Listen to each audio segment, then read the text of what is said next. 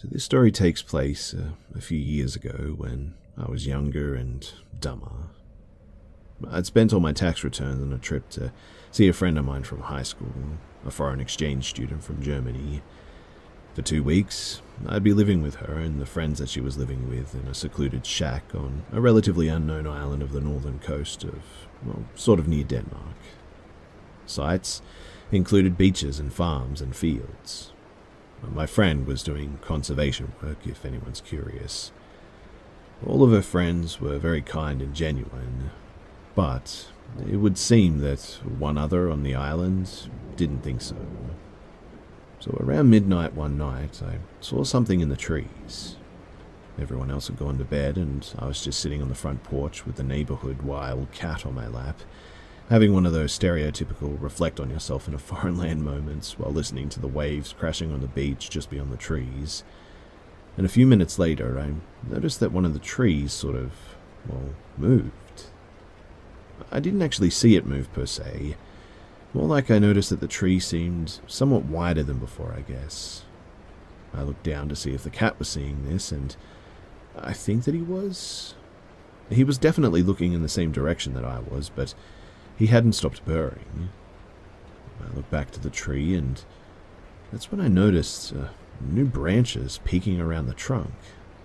And then I make eye contact with dull yellow eyes. They looked to be whittled and painted onto the wood almost, yet staring into them felt as chilling and lifeless as looking into an insect eye, but still definitely alive. I instantly, though, felt every hair on my body raise on end as I realized that those new branches have since wrapped around the trunk of the tree. Someone or something was spying on me. Again, I looked down at the cat, and he's still very relaxed and purring. I, however, was not, and decided that it was time to go inside and go to bed. The rest of the trip went, well, pretty much great otherwise, but cut to a month or so later, and I'm back in the States, and my friend has since moved off the island and is attending university full-time. One of the friends that I made there was still on the island, though, and he sent me a message asking if I remember seeing that fairy creature in the woods that night. I said yes, and then he told me something that has since been giving me incessant anxiety, especially whenever in the woods alone. You see, he and a visiting prospect were heading out for a nighttime walk along the beach, just a short stroll through the woods, when the prospect stepped on a mass that felt like jam, he said. They turned on their phone flashlights and saw up close that what I had thought was a fae, it was actually a man in a ghillie suit, and he was passed out next to a puddle of vomit. In the following moments, my friend proceeded to call emergency services. Police and ambulance arrived to take him away, and while they were putting the man on the stretcher, my friend said that he saw the police remove a machete and a small string of chicken wire from the man's person. The police only followed up once, and to summarize, what they said was, an unnamed drunk citizen passed out on our property. If it happens again, give us a call. No mention of the machete or chicken wire at all. My friend said that he asked about this, but the person on the other line either didn't budge or genuinely had no idea what he was talking about. All the people that I met on the island have since left, and so I really have had no updates since then. I still have no idea what that man was planning on doing, but I have a hunch that whatever it wasn't good. I'm especially sure of this because I did see him a month before peeking out at me from behind a tree. I really don't want to think about what was going on inside of his head, but I worry for the safety of those volunteers there now, and what that random man might be planning to do to them.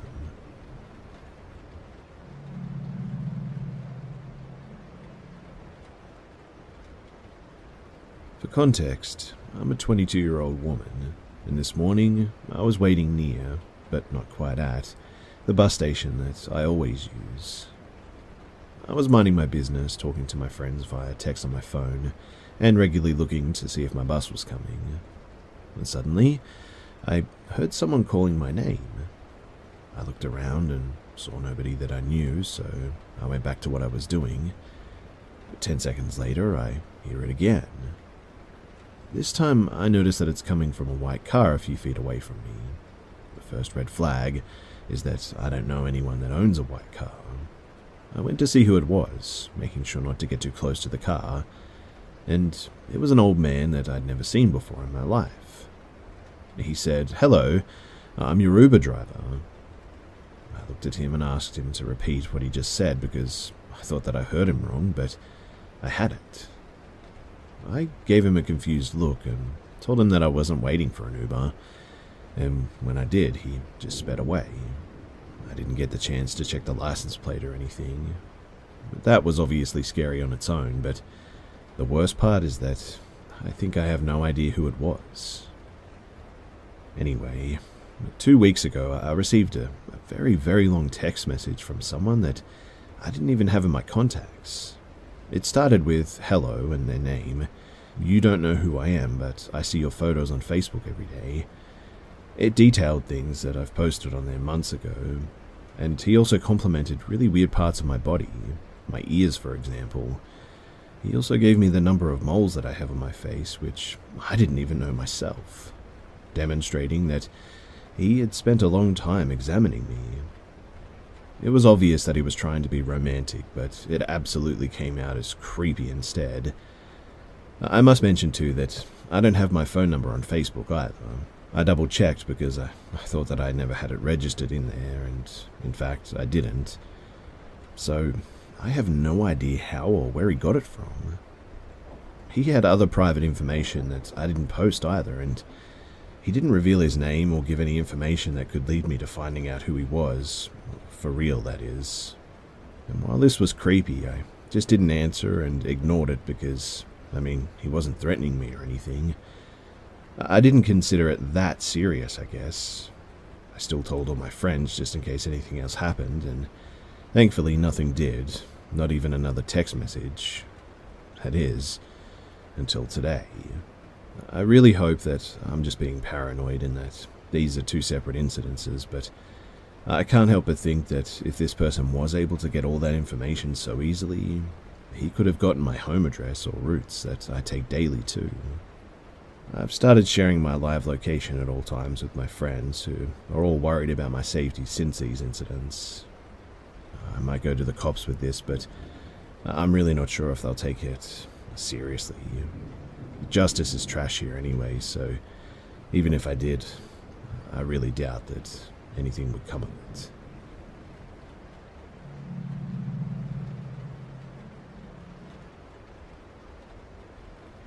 So one day, my best friend and I were taking a shortcut to her house. It goes past a few houses and through a small area of the woods, crossing a 2-foot wide creek. This particular day, I was wearing one of those jackets that had earbuds as the strings. It was a must-have item as a 5th grader in 2010 or 11. As we're passing one of the houses, a couple of big dogs come running from it, jumping on us and obviously just wanting to play and be petted and whatnot. The owner of the house comes out, and I noticed right away that he was acting really sort of fidgety and nervous, saying stuff about the dogs like, "Oh, it's okay, they're nice, don't worry." We made small talk with him about the dogs for a few minutes and turned around to leave. About a minute or so later, we arrived at the small creek when I noticed that one of the rubber earbuds that was on my jacket was now gone, and I insisted on going back to look for it. The guy came back out again and even offered to help us. He asked what the material was made out of, and I said that it was made of rubber. We made small talk again. I think about the jacket and how cool it was. And anyway, he said that he was going to be right back with his metal detector. He walked away towards his shed, and I said to my friend, "Why does he need a metal detector? The earbud is made of rubber." Next thing you know, he's coming back with, and I kid you not, a rifle, and he was literally running towards us. When I'm telling you that we ran, I mean we flew. When we got to safety past the creek and near her house, I was telling her that we needed to call 911. She insisted that we not do that because her parents would have been mad at her. I explained to her with urgency why it's important that we do call the cops, but she just refused and I couldn't force her. I didn't call because I didn't want to do it alone, plus it would have been my first time calling them. I can't remember when or if I even told my parents that night what happened, but when I did tell them, they gaslit me and said that I was just crazy or overreacting, that I didn't really see that. I still think about this near every day and it still haunts me. A second time was again in the 5th grade, taking place after the first story, but I'm not really sure how long after. The friend from the previous story actually lived near a cemetery, about a 5-minute walk from her house, I would guess. It was a big cemetery too, and we liked to walk around it a lot. Plus, behind the cemetery was a shortcut through the woods to a big park, which was coincidentally right next to our school. This day, we were also with another good friend of ours. We were just walking around the cemetery this day when all of a sudden a blue truck pulls up next to us in the row next to where we were walking, about 10 feet away or so, not far. I could see 2 guys were in it, literally just staring at us, and I again got that weird feeling that I got with the first guy. It's hard to explain, but right before the shortcut in the woods is a fence with a sort of cutout that leads to a field of grass, and a hill next to it that leads into the neighborhood of where my other friend lived. The hill was really a bunch of dead grass, weeds, sticks, cattails, etc. I told my friends that I had a bad feeling about these guys, that they were just staring at us and quite literally slowly following us with the truck. And so we booked it to that grass field and through that hill. I had all sorts of cuts and gashes from all the stuff that we were running through, but when we got to the top of the hill, we turned around and the truck was now parked at the top of the hill on the other side, and both men were outside of it, holding guns and rifles. I truly believe that they were coming after us, and they were visibly mad that we got away from them.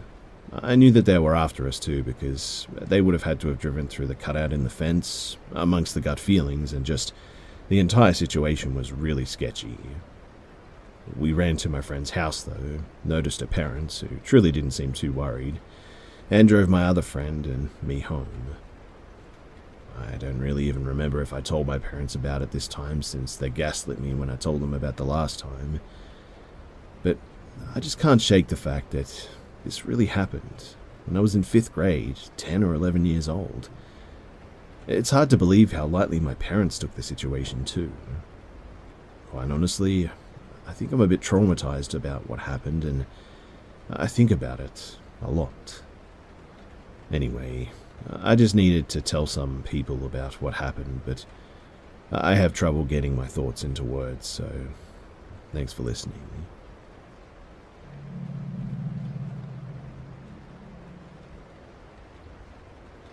So I'm not the type of person to believe this kind of stuff, especially because I'm not superstitious at all, but these 2 encounters really made me doubt whatever is going on this farm. The first encounter occurred when me and my 2 friends were having dinner. Everything was calm, we were eating outside, since this was a relatively big space. That was until we heard a woman scream, which was really odd since the country that I live in is really calm with very few criminals really, or even animal attacks, since we were in the wilderness after all. I'm the first one to react. I climbed to the wall that separated the house grounds from the animal parts. From there I could see almost all the houses near mine, but my friends caught up right after me. We stay in total silence, waiting for another scream, and we heard it. This time we could understand what she said. Help. She yelled this, and then a bunch of gibberish that no one could really understand. One of my friends quickly grabs the phone to call the cops, as we assume it could be domestic violence or robbery, something.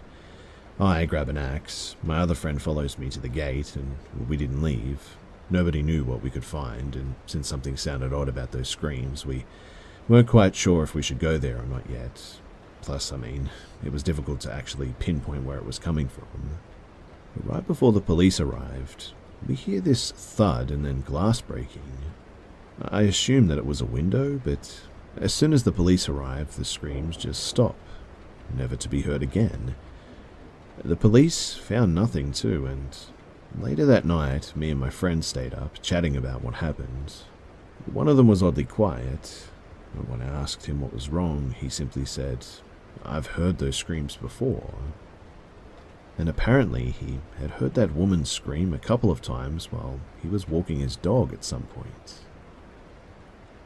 Anyway, that was weird, but the next day we get up and we decide to go back to check the house and the screams, maybe where they were coming from, but there was one really weird thing about it when we arrived at the place.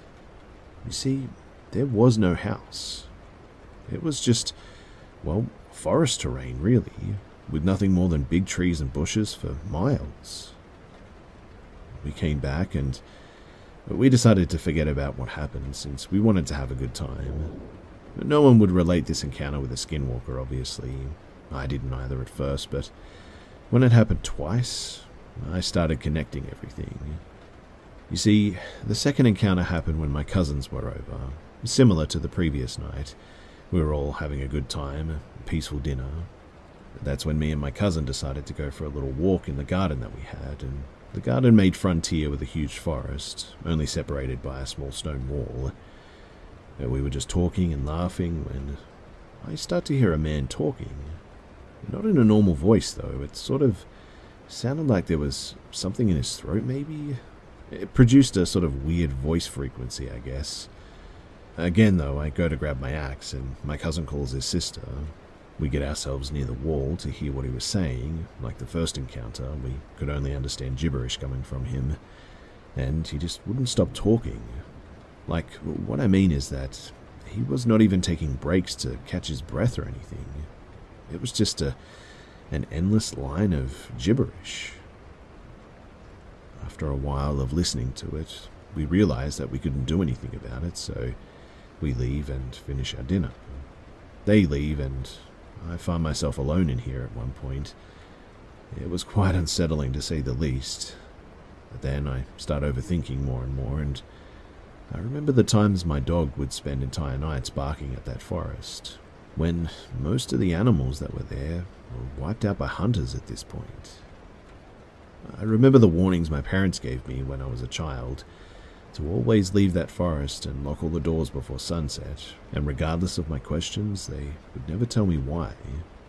Because, as I mentioned before, it was a really calm little location, in a calm country, so I just couldn't understand why so many worries.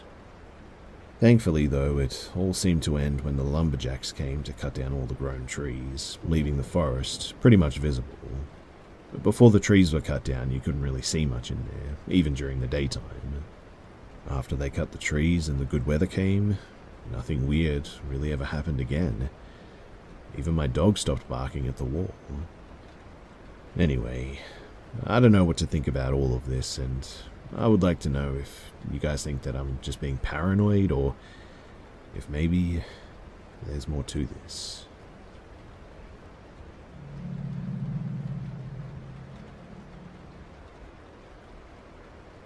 So I worked the late shift to pay for university, and I would come home at midnight most nights.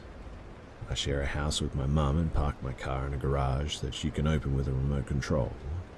You can get straight into the house through a door that connects the garage with the basement, which I normally do, except for Thursdays, that is, where I go around the house to pull our trash can onto the street and then enter through the main door. Our house is surrounded by tall bushes, so you can't really see much from the street. It's a small rural village, and I know all of my neighbours very well. And well, on a Thursday night, I was returning from my shift, and when I drove into our street, I noticed an unfamiliar car with its headlights on.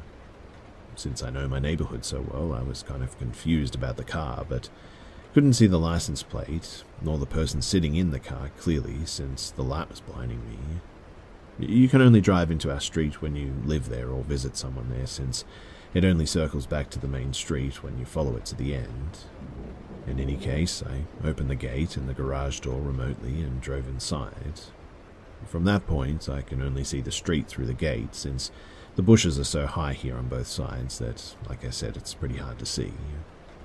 I normally would have left the car and walked outside to grab the trash can, but that day I just got a long voice message from a friend and I stayed in my car to listen to it. 7 minutes into the message, I lift my gaze and look into my rearview mirror and see a man standing in my driveway behind my car. He didn't move in any way, he just sort of stood perfectly still and seemed to be watching me. I panicked and I locked the doors, then grabbed the remote and closed the extremely slow garage gate. I just sat there for a moment and I was too scared to leave the car since I couldn't be sure that he didn't enter the garage before the door reached the floor. I also had to call my mother because the garage door into the basement was locked since I had planned to use the main door like I do every Thursday. She later told me that she immediately went to the window.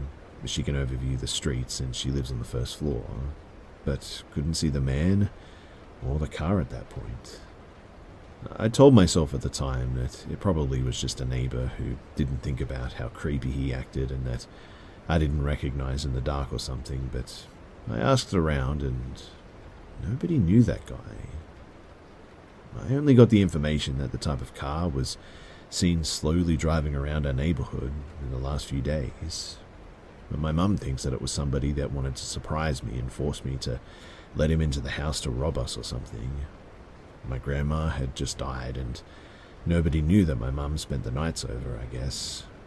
She thinks that he waited behind the bushes and got impatient or confused when I didn't exit the car.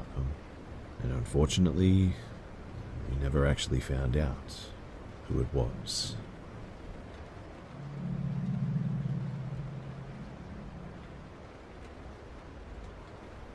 This happened about 6 years ago when I was 14. It was Sunday night, around 7 p.m. or so, and I was at my church's West Campus for youth group. At youth group, we would often play hide and seek at the end of the night while we waited for our parents to come and pick us up. We always really enjoyed it because the West Campus has a lot of dark rooms in the basement to hide in. One room in particular was the costume room. The costume room was one of the last in the hallway and had 2 doors that you could enter it from. One door was always locked though, for whatever reason. But the doors were about 6 to 8 feet away from each other, so if you picked the locked door, you could get to the unlocked one pretty quickly. Something else about the costume room is that it is very cluttered. There are racks upon racks of clothing and different props everywhere. As you can imagine, the room had a lot of places where you could hide easily. Now, on this Sunday, we finished early, so we had about 30 minutes to sort of play hide and seek, which we were all stoked about. The game began, and we all quickly dispersed into the many rooms of the West Campus. As I ran down the hallway, many of the kids picked the closet rooms to hide in, which is also what I normally did, but everyone had beat me to those rooms, and I didn't want to hide with a bunch of other people, so I ran to the end of the hallway to the costume room. The first door was locked, so I went to the second one and entered the dark room. Once I was inside, I hurried through all the clothing racks and made my way to the back and hid behind some props. As I was hiding, I could hear doors opening and closing and walking around outside in the hall. I was so focused on those sounds that I almost didn't notice the sound of shuffling on the other side of the room. My first thought was that maybe somebody else had gotten here to hide before I did, so I whispered very quietly, "Hey, who else is in here?" I got no reply, though. My second thought was that there was probably a mouse or some kind of an animal in there that was moving about. That was until some of the costumes on the rack had fallen down. At this point, my heart is racing. I started to think that somebody was trying to scare me, and quite frankly, it was working too. So I whispered again, "Please, who's in here? This isn't funny." And again, I got no reply. I worked up some courage and decided to slowly make my way over to the other side of the room to find out who was trying to prank me like this. When I got into the rack where the clothes had fallen from, there was definitely nobody there. I sort of picked up the clothes off the floor and hung them back up because I was just going to hide there now because I didn't want to move again and get caught by the seeker. By this time, I'd been hiding for maybe, I would say 5 to 7 minutes at most, when suddenly someone started knocking on the door. When I tell you that I nearly jumped out of my skin, that's an understatement. But at the same time the knocking happened, the props that I had originally hid behind tumbled to the floor. I almost had a heart attack at this. The knocking stopped. The sound that took its place was the sound of both door handles being sort of jiggled, followed by, "Is somebody in there?" I popped up out of my spot at this point and ran to the door, but it was locked. I ran to the other door and it was locked too. And the thing about this is that there was only one key to unlock the doors, and the person who had it was not there that night, so how the heck did the unlocked door that I had entered through magically just become locked like that? By now, I'm screaming and banging on the door with tears rolling down my cheeks. "Stop holding the door shut," my youth pastor yelled. I screamed at the top of my lungs, I'm not holding it." Then, to put the cherry on top, the entire rack of clothes fell over, which just shouldn't have happened. Like, not just the clothes on it, the whole rack was pushed over. If I wasn't freaking out before, I definitely was now. I ran over to check the other door again, and now it was all of a sudden unlocked again. You can bet your sweet buns that I ran as fast as I could, right past my youth pastor and friends, right up the stairs and into the bathroom. About 2 minutes later, my friends followed me into the bathroom and they asked me what had been so funny. They said to me, "We heard you laughing down there. Why did you break those props?" They heard laughing coming from the room that I was in, but I didn't hear any laughing, and I definitely wasn't laughing in there. I told them what happened, but they just didn't believe me. They thought that I had planned this whole story to try and scare them. I don't know what else was in that room with me that night, but by the sound of it, it had a good laugh, scaring my very soul right out from my skin.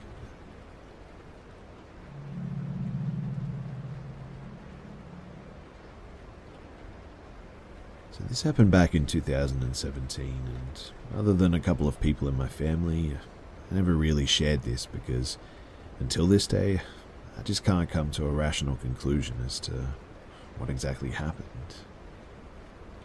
So, a little background on myself first. I do come from a somewhat religious family, so rule numero uno was never dabble in any occult games or anything that had to do with ghosts.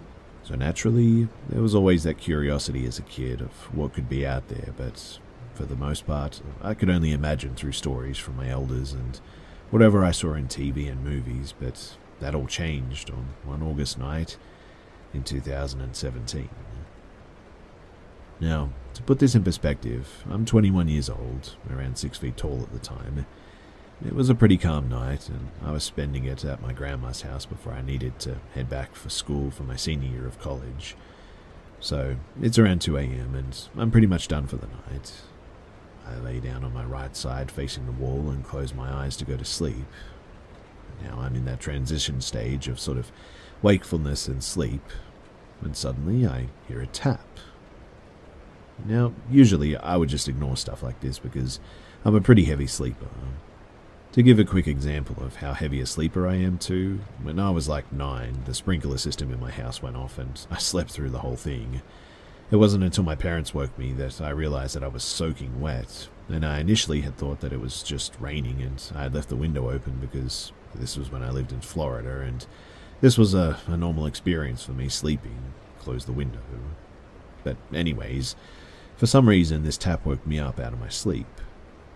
I tried ignoring it, but it just wouldn't stop. I then opened my eyes to see where the sound was emitting from, and as soon as I locked my eyes with the spot on the wall where it seemed to be coming from, it stops. So I'm like, well, that was weird, but whatever, I'm just going to go back to sleep. I close my eyes and then the tapping starts again, so I look at the spot and it stops again. In my head I'm like, it's just a coincidence, or there's something in the damn wall again messing around. At first I thought maybe it was just a bug that I couldn't see, but man, I was sadly mistaken. After locking eyes with the spot for a couple of minutes and not hearing anything, I just turn to my left side and close my eyes to go back to sleep. When it starts again. Now, I'm getting creeped out by this and turn around to the spot real fast, and it stops again. I'm like, what is happening? Is there something toying with me right now? After that too, it was like clockwork, because now I was keeping my eyes open looking away from the spot with the noise, and it would start and then I would look back and it would stop. I get the sense that whatever the heck is making this noise knows that I'm looking at it, and it's letting me know that it knows that I'm looking at it by continuing to tap and stop whenever I look in that proximity of the noise. I close my eyes and I feel myself getting goosebumps, and my eyeballs get watery and tears begin to flow, which is weird for me because really nothing too crazy had happened, and I'm not someone who gets teary-eyed often. Maybe as a kid, but I'm long past that era now. So in my head I'm thinking, I'm having a real physical reaction to this, and I don't know why, since it's just tapping. So now my mind is racing, and the fear and the panic just overtake me, and I just sort of lay there frozen until I somewhat snap out of it and call my mum, who was at our other house. I explained the situation to my mum, and she gives me some rational explanations as to what it could be. So my mind begins to calm a bit. I notice the tapping stopped. Unfortunately, after a few minutes on the phone, I hear a scratching noise next to me though. And then, very faintly next to my ear, I hear a woman's giggle. But the vibe felt just wrong. As soon as that noise started, I suddenly felt a cold breeze and chill run through my entire body too. I started freaking out, and then my body begins to tense up, and I start having some kind of a muscle spasm. All I could remember is that I could barely control my fingers, arms, legs, and toes. My panicking wakes up my grandma to find me tweaking in my bed. Now she's panicking, but thank goodness as soon as she turned on the lights to the room, I was able to somewhat snap out of it and run to her room. I just jumped into her bed and remembering feeling cold like a block of ice, and I couldn't stop shivering. Mind you, it was a hot summer night, so that was really weird. Eventually, my mum comes over and they take me to the living room. As I'm sitting down, I can see the room that I was in with the door still open, but the lights were off. I don't know why, but whenever I stared into the dark door frame, I just began to have the same feeling of fear and coldness again, and even began crying a little bit and forced them to close the door because I felt as if a presence was there, standing in that doorway, peering at me through the darkness of that room. Eventually, I calmed down and I went to the doctor because we didn't know what actually happened to me, but of course, everything was fine, which only confirmed my suspicion that what had happened to me was a reaction to whatever was in that room, and till this day, I still don't have an answer. Luckily for me, the next day I went back to my college dorm for the new semester. I never felt like such a wimp in my life, to be honest, but I guess no matter how old you are, at the end of the day, fear has no prejudice.